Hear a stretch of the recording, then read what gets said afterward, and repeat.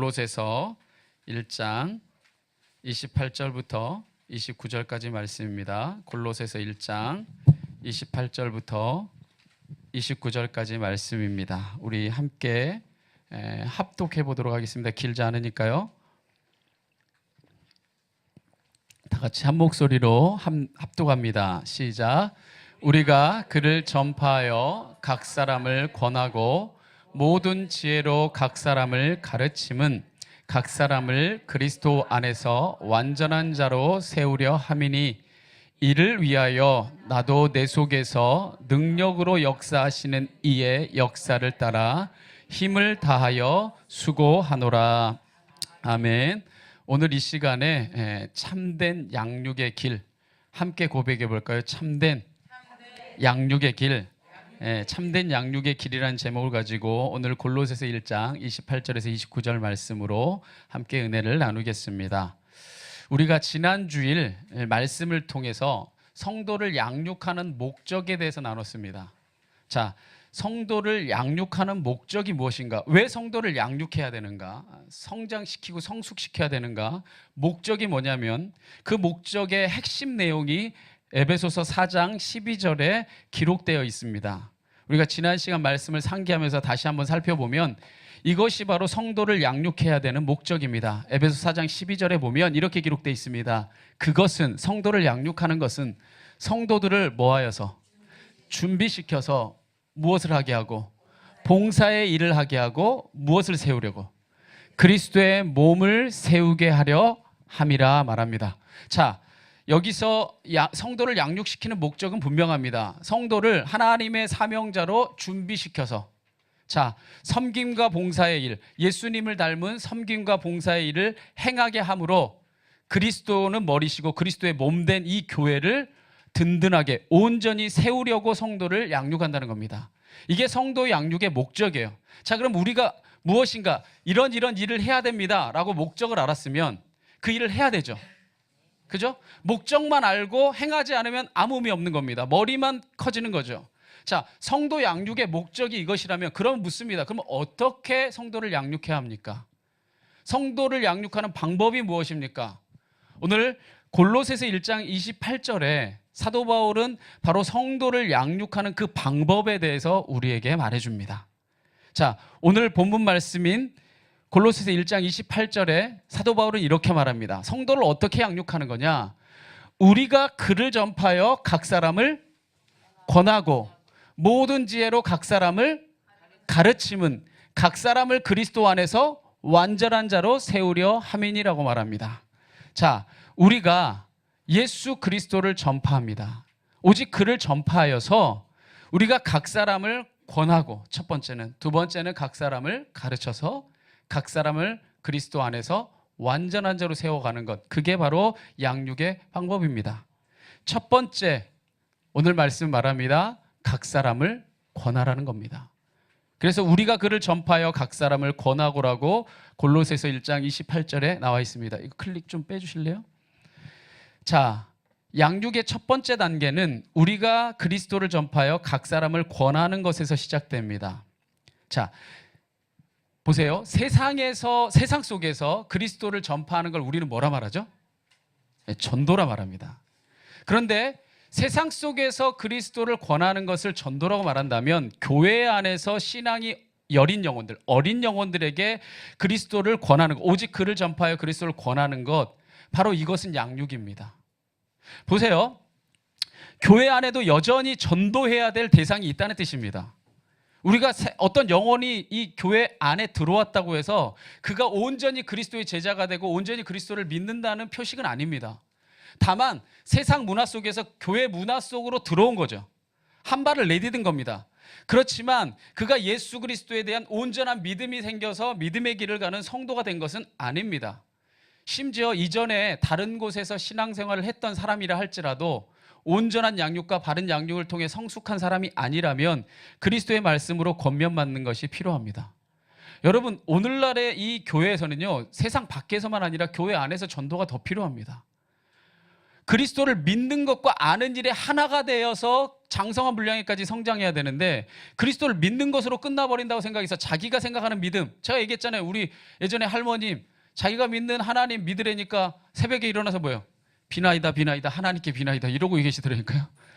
다만 천지신명이 하나님으로 바뀌었을 뿐이지 자신이 믿는 것이 예전에 생각했던 어떤 선입견들, 관습들 그것 안에서 믿음을 얼마든지 자기가 그렇게 믿는다고 얘기할 수 있다는 거예요. 그래서 믿음의 그 기초가 예수 그리스도에 대한 믿음으로 온전히 서 있지 않은 자의 기도의 내용을 그대로 가져다가 저기 불상 앞에 가서 3,000배 드리면서 기도하는 그 사람들의 내용을 그대로 다려다가 부처님을 하나님으로만 바꿔놓으면 똑같을 수 있습니다. 뭐예요? 그리스도를 믿는 것으로만 끝난다고 한다면 그것이 믿는 것이 무엇을 믿는 것인지 분명하게 알아가는 아는 일에도 힘써야 된다는 겁니다. 할렐루야. 그래야만 그리스도 안에서 장성한 성숙한 그리스도인으로 성숙할 수 있기 때문에 교회 안에도 그리스도를 전파하여 권하는 일이 필요합니다. 여기서 권한다고 하는 말, 여기 권한다고 하는데 이 권한다고 하는 말은요, 이 넥세테오라는 말인데 이 원어로 의미를 보면 상담하다, 권면하다, 경고하다, 책망하다 이런 뜻을 갖고 있습니다. 그런데 이 넥세테오가 가지고 있는 가장 중요한 뜻은 뭐냐면요, 권한다고 할 때요, 스승으로서 제자에게 권하는 개념이 아닙니다. 여기서 말하는 권하다는 뭐냐면 부모가 사랑하는 자녀에게 권하는 개념의 넥세테오입니다. 그러니까 부모가 사랑하는 마음으로 자녀에게 이야기하는 거예요. 이것은. 그래서 이것은 결코 상대방의 잘못, 부족함 지적하거나 정죄하는 데 목적이 있지 않습니다. 왜냐하면 우리가 각 사람을 권하는 핵심은, 잘 들으세요, 우리가 권한다고 할 때 뭘 권하냐면요, 우리가 누구를 전파해서? 예수 그리스도 그를 전파해서 권하는 겁니다. 여기서 잘 들으셔야 됩니다. 많은 경우에 이 양육이 실패하는 이유가 뭐냐면요, 각 사람을 권면하는 것을 마치 가르치는 것으로 착각하기 때문입니다. 자꾸 가르치려고 합니다. 각 사람을 권하라고 했는데 가장 먼저 바울은 말하기를 양육하는 가장 첫 번째는 부모의 마음으로 권하는 겁니다. 보세요. 예를 들어서 우리 여기 지연이 있는데 지연이 같은 어린아이 때는 때로는 밥 잘 먹기도 하지만 우리 다행히 잘 먹지만 잘 안 먹는 애도 있죠. 자, 밥 잘 안 먹는 애들 정말 때로는 어르고 달러서 밥을 먹여서 애가 커가기 위해서 부모가 애쓰고 힘써서 밥 먹이는 게 때로는 일이기도 합니다. 그런데 만약에 이 정도 나이 됐다고 딱 갖춰놓고 밥은 먹어야 되는 거야. 안 먹으면 혼나. 이렇게만 계속해서 징계하고 혼내고 가르치려고만 든다면 아이가 부모라는 대상이 자기를 용납해주는 대상이 아니라 무서운 대상이고 공포의 대상으로 변해가지고 그의 심성이 완전히 다 망가져버릴 겁니다. 때로는 말 안 듣죠. 때로는 힘들죠. 그렇지만 그 모습 그대로를 받아주면서 그가 커가기를 바라는 마음으로, 사랑하는 마음으로 양육하는 게 부모의 마음이에요. 바로 여기서 권한다고 할 땐 그런 마음으로 상담하고 권면하고 그에게 때로는 그 책망도 그 사랑하는 마음에 우러나와서 진심으로 나누는 겁니다. 다시 한번 기억할 것은 여기서 권하는 건 절대로 가르치는 게 아닙니다. 그건 그 다음 얘기예요. 그래서 자신이 가진 지식을 때로는 권한다고 하면서 강요하고 자신의 잣대로 상대방을 판단하고 심지어 정죄하는 일까지 때로는 행하기도 합니다. 그것은 잘 들으십시오. 그것은 자신이 믿는 신념과 신앙을 전파하는 것이지 예수 그리스도 오직 그를 전파하는 게 아니에요. 우리가 전할 것은 누구예요? 그리스도를 전하는 거죠. 이건 옳다, 저건 그르다, 이건 이렇게 해야 맞고 저건 저렇게 하는 것은 틀리다라고 하는 말은 권면이 아닙니다. 이거는 가르치는 거죠. 그것은 자신이 아는 바를 가르치려는 행위지 그리스도를 전하는 게 아닙니다. 그리스도의 뜻은 이겁니다라고 이야기하는 게 권면하는 거죠. 그렇게 되기를 원합니다 하고 우리는 사랑의 마음으로 권면하는 게 양육의 첫 번째 단계입니다. 절대로 가르치지 마세요. 특별히 목장 안에서는 가르치지 마세요. 가르친다고 가르침 받을 여러분도 아닙니다.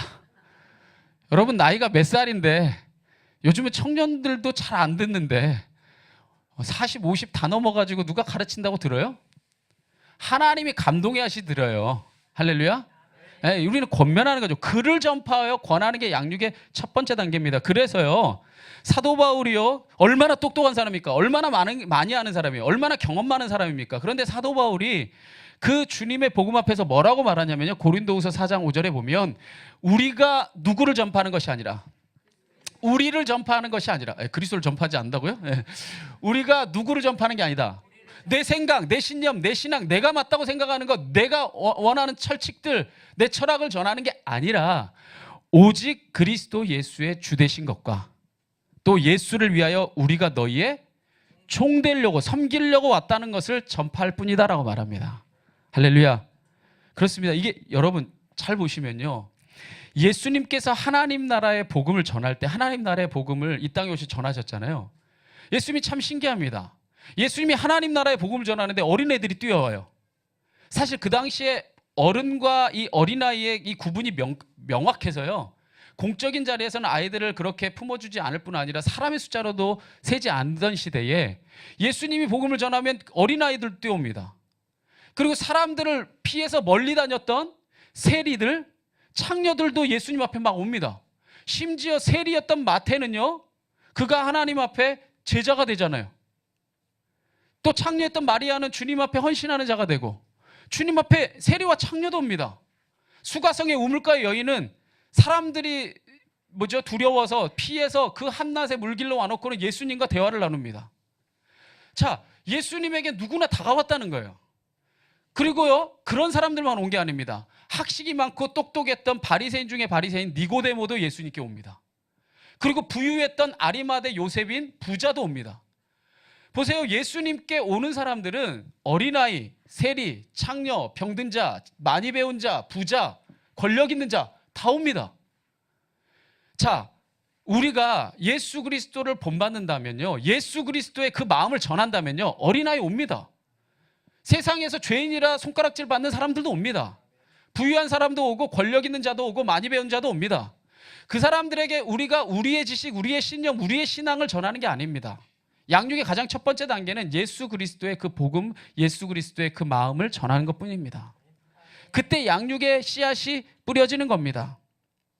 그래서 예수님은 누구에게나 그 눈높이에 맞게 하나님 나라의 복음을 전하셨던 것처럼 각 사람에게 적절한 방법으로 우리는 뭘 고민하는 거냐, 내가 옳다고 생각하는 걸 하십시오라고 얘기하는 게 아니라 어떻게 그리스도를 전할 것인가 우리는 늘 생각해야 합니다. 그래서 사도 바울이요, 그리스도를 전하면서 이렇게 전했다라고 스스로 고백합니다. 사도 바울의 고백입니다. 자, 내가 그리스도를 전할 때, 오직 그를 전파할 때 유대인들에게 내가 유대인과 같이 된 것은 뭘 얻으려고? 유대인들을 얻고자 하며, 율법 아래에 있는 자들에게는 내가 율법 아래, 율법의 속박을 받는 자가 아니나 율법 아래에 있는 자같이 된 것은 율법 아래에 있는 자들을 얻고자 하며, 율법 없는 자에게는 내가 하나님께는 율법 없는 자가 아니요, 그 하나님의 율법은 내가 지키는 자라는 거예요. 도리어 그리스도의 율법 아래에 있는 자이나 율법 없는 자같이 내가 그들에게 보이게 한 것은 뭐 하려고? 율법 없는 자들을 얻고자 함이라.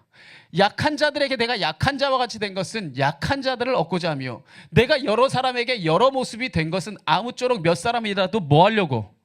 구원하려고 했다는 겁니다. 양육은 바로 여기에 목적이 있는 거예요. 우리에게 구원을 하려고 목적하는 거예요. 이 사람을 평가하고 이 사람을 정죄하고 이 사람을 난도질해서 내가 원하는 어떤 모습으로 만들고 싶다. 여러분 회개하세요. 자식도 못 만들잖아요. 만드셨어요? 자식도 못 만들면서 왜 남을 데려다가 그렇게 난도질해가지고 내가 원하는 신앙인으로 그렇게 만들려고 하십니까? 여러분 사실은요, 우리 자식, 우리 자녀들도 변화되는 건 뭐냐면요, 예수님을 계속 전하는 거예요. 믿으십니까?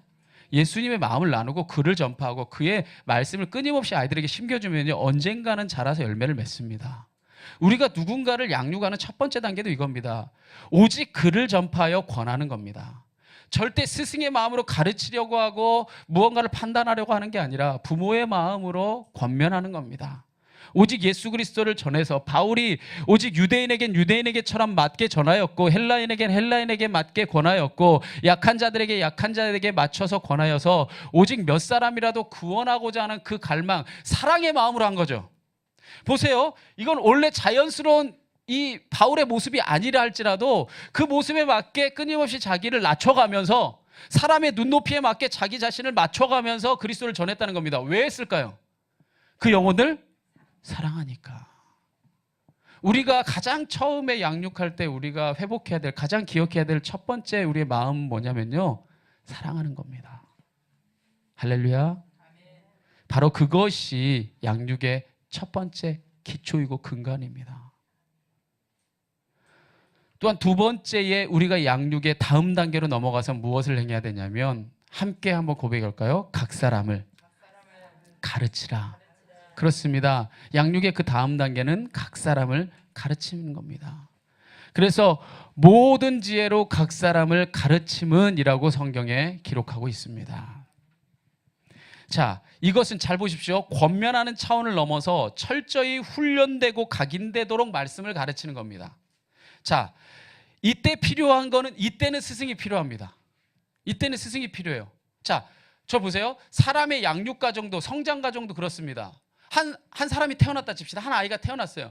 한 아이가 태어났는데 제가 아까 말했듯이 이제 3개월 돼갖고 이제 5개월 돼갖고 이제 겨우 기는데 야, 똥오 좀 가려. 화장실 가.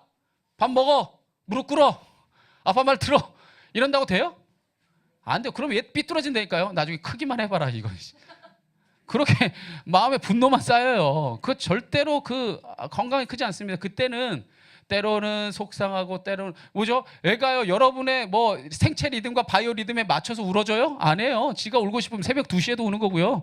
3시에도 우는 거고요. 자기가 먹고 싶으면요 뭐 언제라도 막 자기가 땡깡 부리는 겁니다. 그때 그거 사랑하는 마음으로 다 용납하고 받아주는 겁니다. 사랑과 돌봄으로 우리가 양육하죠. 그때 필요한 것은 다시 한번 말하지만 스승의 가르침이 아니라 사랑과 돌봄을 통한 끊임없는 사랑의 양육입니다. 그런데 그렇게 일정 기간 성장의 시간이 지나고 나면 이제 그가 부모의 품을 떠나서 분리되는 시간을 거쳐서 이제 학교에 가서 배울 걸 배워야 합니다. 그죠?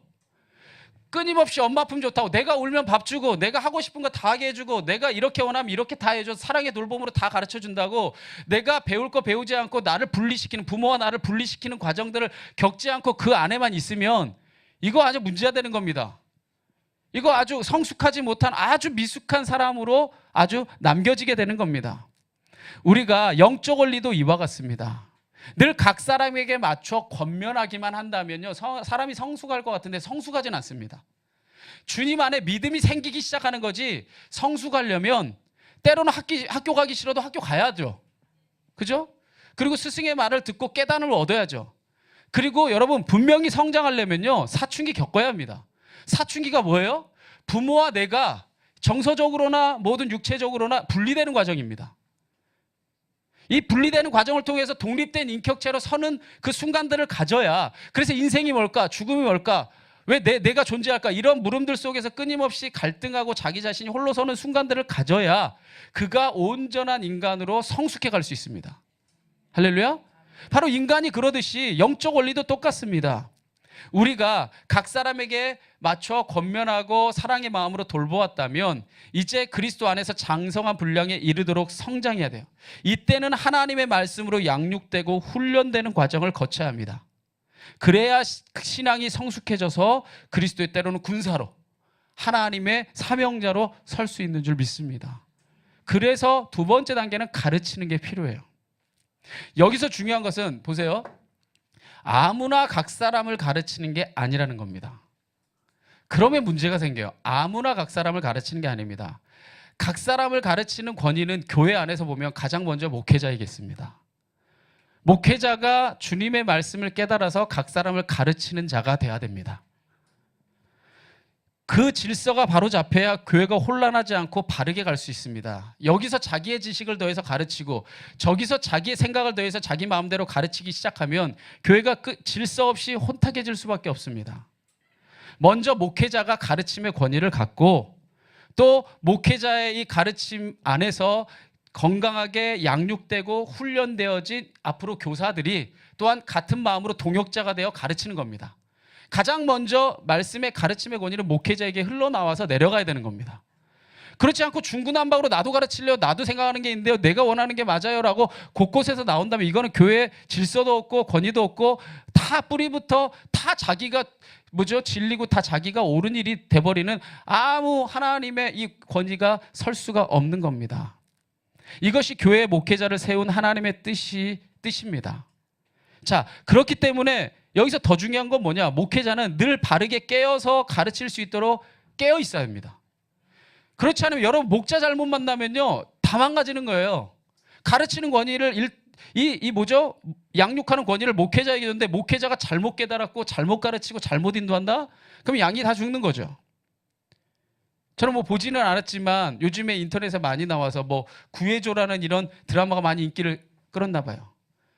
즉 보니까는 그 뭐죠?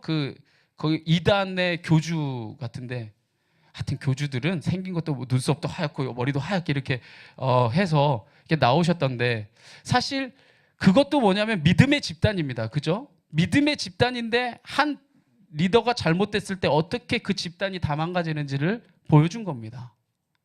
그렇기 때문에 여러분이 성도로서 먼저 기도해야 될 것은 좋은 목회자를 만나서 바르게 가르칠 내 목자를 만나는 게 영혼에 가장 중요합니다. 목회자가 그 권위를 가지고 가르치고 아까도 말했듯이 그 가르침의 양육을 받은 또 동역자들이 함께 그 비전을 공유하면서 가르쳐 나갈 때 질서가 있고 온전히 성장하고 성숙하게 되는 겁니다. 다시 한번 말하지만 그렇기 때문에 목회자에겐 중요한 책무가 뭐냐? 늘 바르게 깨어서 하나님의 말씀을 가르칠 수 있도록 늘 깨어 있어야 합니다. 또한 성도는 그 가르침을 따라 살 수 있도록 자신을 정결하게 가꿔야 합니다. 이것이 함께 만나서 합심하여질 때 우리의 신앙이 자라게 됩니다. 할렐루야. 그렇다면 각 사람에게 가르칠 내용이 뭐냐? 뭘 가르칠 거냐? 오늘 그 내용을 골로새서 1장 9절에 사도 바울이 이미 밝히고 있습니다. 자, 골로새 1장 9절에 사도 바울이 말합니다. 우리는 너희가 모든 영적인 지혜와 총명으로 뭘 아는 지식? 하나님의 뜻을 아는 지식이 충만하게 되길 원한다라고 말합니다. 우리가 너희를 가르치는 것은 영적인 지혜와 총명으로, 자, 총명해져야 되고 영적으로 지혜가 있어져서 결국에 뭐 아는 지식이 많아지는 거?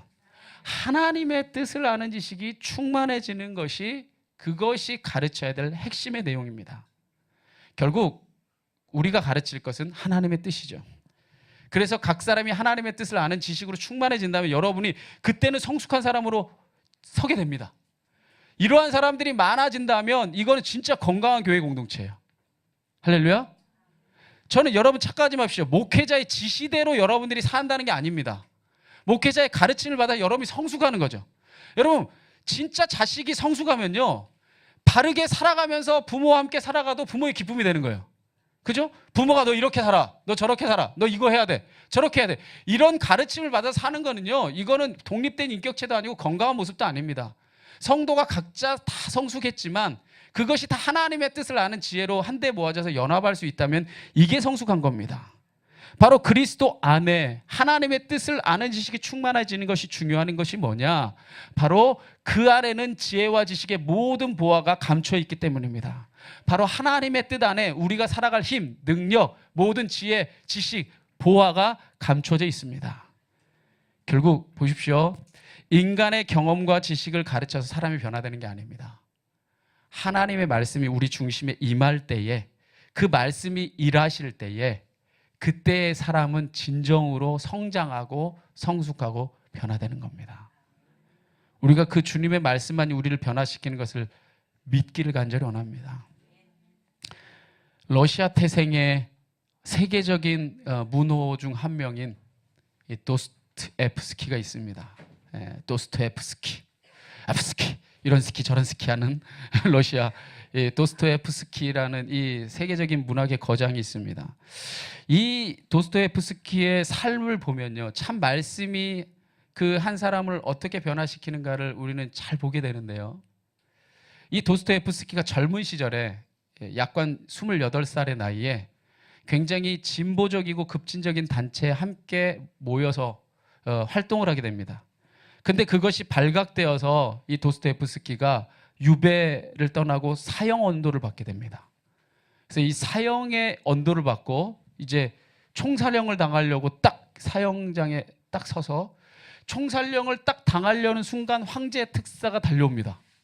달려서 멈추셔! 아주 극적으로 멈춥니다. 그리고 그곳에서 멈춰서 사형을 집행하지 말라 합니다. 황제의 명령이라고 그 사형이 집행 중지가 돼요. 그래서 그 도스토옙스키가 시베리아, 여러분이 잘 알고 있는 그 시베리아로 유배를 떠나게 됩니다.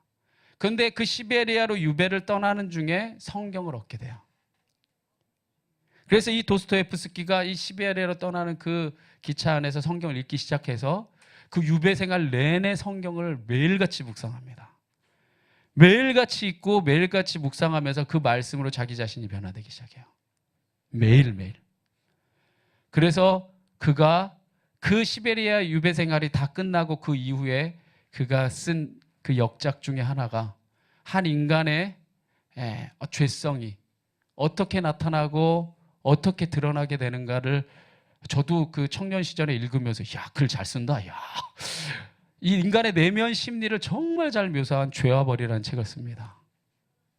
그리고 그 말씀 안에서 자기 이 깨달았던 진리를 그가 눈 감기 전에 마지막 역작으로 이 얼마 전에 아이유가 그 예능에 나와서 막 읽고 있던 책 카라마조프의 형제들이라는, 이건 신학을 하는 사람들도 많이 읽습니다.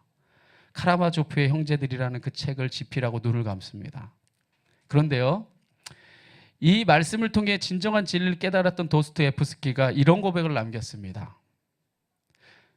만약 누군가가 아무도 이의를 제기할 수 없도록 성경이 거짓임을 내게 증명한다 할지라도 나는 그 사람의 말보다 그가 거짓말이라 단정한 하나님의 말씀을 믿겠노라. 할렐루야. 이 사람이 얼마나 뛰어난 석학입니까? 그 사람이 쓰고 있는 글 하나하나에 보면 인간의 그 내면 심리를 얼마나 정말 치밀하고 얼마나 세심하게 묘사하는지 모릅니다. 그 인간의 이 내면 심리를 자기 자신을 돌아보는 거죠.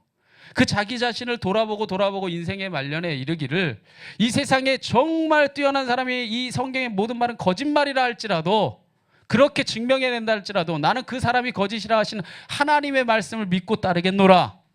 할렐루야. 그가 바로 말씀을 통해 변화됐을 때에 온전한 하나님 앞에 성숙한 자녀로 서게 된 것을 우리가 믿길 간절히 축원합니다. 그렇습니다. 한 영혼이 성숙하게 되는 과정은 그렇습니다. 각 사람을 그리스도의 말씀을 권하는 겁니다. 그리고 어느 정도 이제 성장하는 과정이 지나면 우리가 학교에 가는 것처럼 때로는 그 말씀으로 훈련하고 그 말씀을 배워가는 그 양육의 과정, 가르치는 과정이 필요합니다. 그리고 마침내 양육이 이르러야 될 마지막 그 정착지는 뭐냐? 한번 마지막으로 고백합시다. 각 사람을 완전한 자로 세우라. 그렇습니다. 각 사람을 완전한 자로 세우는 겁니다. 그래서 각 사람을 그리스도 안에서 완전한 자로 세우려 함이니 이것이 양육하는 길이다 말합니다. 자, 각 사람을 그리스도의 말씀을 권하고 가르치는 궁극적인 목적은 그리스도 안에서 완전한 자로 세우려는 겁니다. 이거를요, 고린도서에서 사도 바울은 말하냐면요, 그리스도를 닮은 자, 그리스도의 모습으로 변화된 자라고 말합니다. 형상을 가진 자죠. 자, 보세요. 우리가 예수님을 닮은 자로 변화되는 것은 우리가 할 수 있는 일 같아요? 못할 일 같아요? 못할 일 같지 않아요? 우리가 예수님을 닮은 그 모습이 겉모습이라면 뭐 성형을 해서라도 닮겠는데 이 내면이 예수님을 닮는다고 하는 건 도저히 할 수 없는 일처럼 보입니다. 그런데 여러분, 인간으로는 할 수 없을 때 하나님은 할 수 있습니다. 그래서 예수님을 따르고 싶었지만 자기가 가진 재물을 포기하라고 하니까 도저히 예수님을 따를 수 없었던 부자 청년에게 예수님이 이렇게 말씀하십니다. 그 말씀에 우리가 귀를 기울여야 돼요. 예수님께서 그들을 보시며 이르시되 사람으로는 할 수 없으되 하나님으로서는 다 하실 수 있느니라. 할렐루야. 사람의 생각으로 재물 포기하는 거 어렵지, 못하지. 그러나 하나님이 그 말씀의 중심 가운데 역사하시면 할 수 있다는 겁니다. 그렇습니다. 말씀의 임재 없이는요, 변화도 없어요. 말씀이 우리 안에 일하시고 그것이 성숙하게 우리를 만들어갈 때에 때로는 우리가 할 수 없는 일처럼 보이는 일까지도 하게 되는 것입니다. 도스토옙스키가 하나님의 말씀으로 변화될 수 있었던 것은 하나님의 말씀을 끊임없이 묵상하고 그 가르침을 10년 깊숙이 뿌리내렸기 때문입니다. 그렇기 때문에 그가 하나님의 말씀의 사람으로 변화될 수 있는 것처럼 우리가 죽는 날까지 양육에 정진해야 되는 이유가 여기 있습니다. 예수님을 닮은 자로 서기 위해, 하나님이 역사하시는 자로 내어드릴 수 있기에 죽는 날까지 우리가 양육하는 과정들이 필요합니다. 요즘 그래서 사회에서도 그런 거 있잖아요. 평생대학. 여러분, 그 평생대학이 우리나라 이 개념에서는요, 되게 뭐죠? 진짜 뭐 어떤 뭐 힘들거나 진짜 꼭 필요한 사람만 뭐 가는 거라고 우리나라 개념에서 생각해요. 근데 제가 미국에 있을 때 참 놀랐던 게 뭐냐면 미국에는요 이 평생대학 개념들이 되게 잘 돼 있어요. 모든 그 시티 칼리지마다 다 있어요. 그래서 학점까지 줍니다. 딱 가면요 이 시티 칼리지는 보통 대학교를 SAT를 쳐가지고 들어가지 못한 친구들도 다 갈 수 있어요. 문이 다 낮아요. 여러분 가가지고요 그냥 들어가기 때문에 여러분 다 들어보내줘요. 다만 영어로 합니다. 영어로. 영어로 하니까 영어를 알아들어야 되는데 괴로울 뿐이죠. 영어로 할 뿐이지. 그래서요 제가 그 뭐죠 그 봤던 한 예 중에 한 명은 뭐냐면요 고등학교 때 마약하고 막 자기 마음대로 살다가 인생이 아주 다 망가진 친구가 있었어요. 그래서 그가 아주 막 인생의 나락으로 떨어졌다가 그가 자기 자신을 돌이켜보고 깨달아서 대학은 못 갔죠. 아예 20살이 돼서 그 동네 그 뭐죠 그 모든 그 우리나라로 따지면 구 정도마다 시티 칼리지가 있는데 거기에 가서 그 평생 대학교예요. 근데 학점까지 준다 했잖아요. 그리고 90몇 학점까지 줘요. 그래서 그 친구가 거기에 들어가서 수업을 하게 됩니다. 그리고 자기의 동료 친구는요 그냥 다른 대학에 들어가게 됐죠. 그러고 나서 90몇 학점까지 주니까 2년까지 다닐 수 있어요. 그래서 그 가진 성적을 가지고 여러분이 잘 아는 UCLA에 어플라이를 해서 그걸 성적을 보여줘서 그 친구는 UCLA에 3학년에 편입됩니다. 그리고 이게 그냥 바르게 성장했던 친구는 그린대학교인가 잘 모르는 대학교인데 하여튼 무슨 상록수 대학교 거기를 졸업하게 돼서 똑같은 나이에 한 친구는 마약하고 아무것도 못했던 이 친구가 시티 칼리지에 가서 UCLA를 졸업하고 그린대학교를 졸업합니다. 이게 가능해요. 미국에서는. 그 시티 칼리지가 있어요. 이게 뭐냐면 평생 대학원 같은 거예요. 근데 이렇게 20살 이런 애들 꿈과 희망을 잃어버렸던 이런 친구만 오는 게 아니라 40대, 50대, 60대, 70대도 있어요. 와가지고 배우는 겁니다. 자기 인생에 필요한, 자기 인생에 뭐가 필요한 게 있다면 끊임없이 배우고 끊임없이 노력하면서 자기 자신의 삶을 설계해가는 거죠. 성도의 삶도 이와 같은 거예요. 여러분이 하나님의 말씀을 깨닫고 하나님의 말씀을 알았다고 하는 것, 여러분이 그 5년 전에 다 깨달은 것, 7년 전에 배웠던 것, 끝! 거짓말하지 마세요. 여러분, 하나님의 뜻이 그 오묘하고 그 깊은 세계를 우리가 어떻게 다 알아서 하나님을 날마다 배워가고 날마다 알아가고 더 깊어져 가야 됩니다. 할렐루야. 그래서 우리가 죽는 날까지 하나님 예수 그리스도의 형상으로 닮아가는 거기 때문에 우리가 그 양육의 과정에 우리가 끊임없이 정진해야 되는 거죠. 그래서 그리스도 안에서 완전한 자의 모습이 어떻게 되는 거냐, 이것이라고 골로새서 1장 22절에 먼저 밝히고 있습니다. 그리스도 안에서 완전한 자의 모습은 뭐냐, 이제는 예수 그리스도의 육체의 죽음으로 말미암아 화목하게 하사, 하나님과 우리를 화목하게 하사 너희를 뭐하고 거룩하고 흠없고 책망할 것이 없는 자로 그 앞에 세우고자 하신다.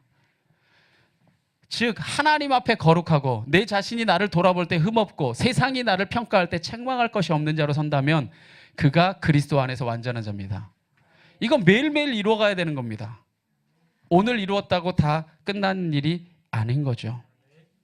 자, 그렇다면 이렇게 성도 한 사람 한 사람을 완전한 자로, 이렇게 하나님 앞에 거룩하고 내 자신을 스스로 돌아볼 때 흠없고 세상에서 평가할 때 책망할 것이 없는 자로 한 영혼을 양육하기 위해서 우리가 어떻게 그 일을 감당해야 되는가? 오늘 본문 29절에 사도 바울이 말합니다. 이를 위하여, 이렇게 성도를 각 사람을 권하고 각 사람을 가르쳐서 각 사람을 그리스도 안에서 완전한 자로 세우기 위하여 나도 내 속에서 능력으로 역사하시는 이, 이거 한마디로 요약하면 뭘까요? 성령이죠. 내 속에서 능력으로 역사하시는 이 바로 성령의 역사를 따라 힘을 다하여 수고하노라 말합니다. 여기서 바울이 힘을 다해 수고했다는 말은 기진맥진할 정도로 수고하며 고군분투했다는 뜻입니다. 이것이 사실은 목회자가 감당해야 될 몫입니다. 목회자가 감당할 몫은요, 다른 여러 가지도 있겠지만 무엇보다도 성도 한 사람 한 사람이 예수님을 닮은 자로 성숙해 갈 수 있도록 양육해가고 성장시켜가고 하나님 나라의 온전한 자로 설 수 있도록 세워가는 것입니다. 이 일을 위해서 힘을 다하여 기진맥진할 정도로 수고하는 것이 바로 목회자가 감당해야 될 몫입니다. 그래서 사도 바울은 바로 그 일을 위해 자신을 바쳤던 것이죠.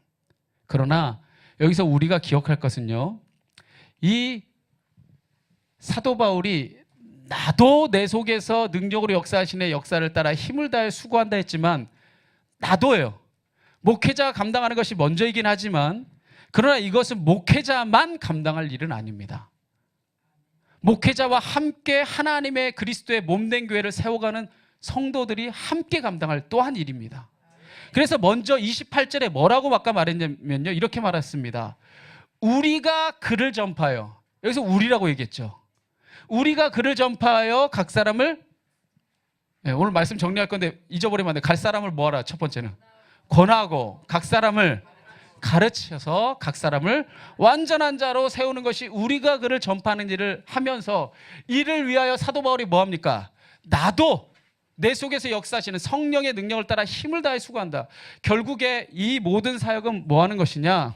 바로 목회자와 성도가 합심해서 이루어가는 겁니다. 그때 교회가 교회답게 든든하게 세워져 가는 거죠.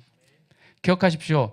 십자가의 죽음 없이 생명의 부활이 없는 것처럼 땀 흘리는 헌신 없이 열매는 맺을 수 없습니다. 우리가 한 사람을 그리스도 안에서 온전한 자로 세우는 일에 이렇듯 헌신할 수 있다면 하나님의 교회는 결코 쇠퇴하지 않을 겁니다. 기억하십시오. 인간은 더 나은 방법을 찾지만 하나님은 더 나은 사람을 찾고 계십니다. 오늘날 정계에, 재계에, 문화계에 수많은 요직의 크리스찬들이 있다 하는데 왜 이렇게 영향력이 없을까요? 왜 이렇게 예수님을 닮은 사람들이 없고 자기의 권력, 자기의 명예, 자기의 자리를 지키려는 그런 사람들로만 우리에게 비춰질까요? 어쩌면 그들이 그리스도를 믿는다 하면서 그리스도를 깊이 아는 일에는 너무나 소홀했던 일이 아닐까 생각합니다. 만약 그렇게 정계, 재계, 문학계 수많은 요직에 앉아있는 그 사람들에게 끊임없이 그리스도를 믿는 일과 아는 일, 각 사람을 권하여서 가르쳐서 그리스도를 닮은 자로 만들어갔다면 얼마나 멋진 일이 일어나겠습니까?